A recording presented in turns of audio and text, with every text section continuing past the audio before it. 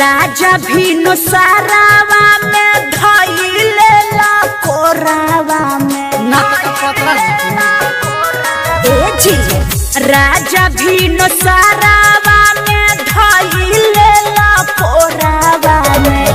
दर्द से होला माथा फेल और तानी कैसा गोड़ावा पसाराए हमार धानी आवना लगा दी ठंडा तेल और तानी कैसा गोड़ावा पसाराए हमार धानी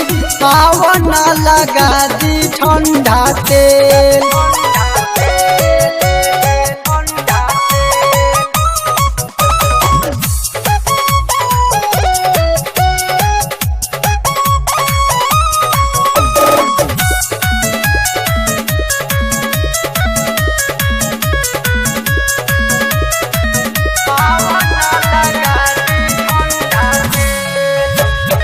हो गोरी हमारे तू जाने बारू लागे कि लभ के दुकान बारू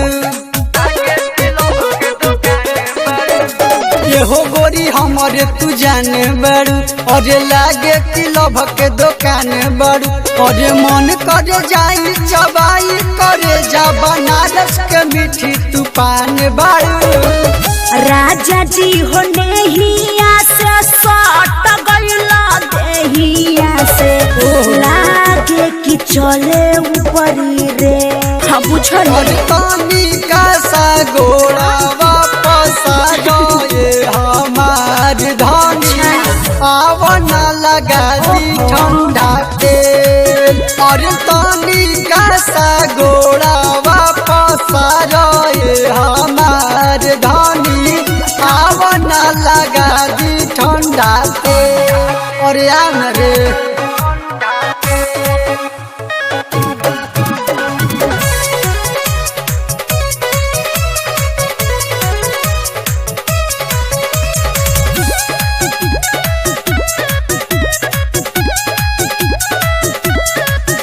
अरे जाने अने जाने में सट गइलू मन रहे तोहरो लिपट गइलू हो अरे जाने अने जाने में सट गइलू मन रहे तोहरो लिपट गइलू अरे करे के चाहनी प्यार ये गोरी त काटी के दाती तू हट गइलू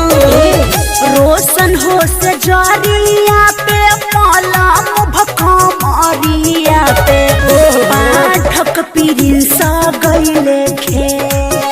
और तानी कैसा गोड़ा वापस आ जाए हमार धानी आवना लगा दी ठंडा तेल और तानी कैसा गोड़ा वापस आ जाए हमार धानी आवा लगा दी हो ठंडा तेल और कुल दर्द भाग जाए।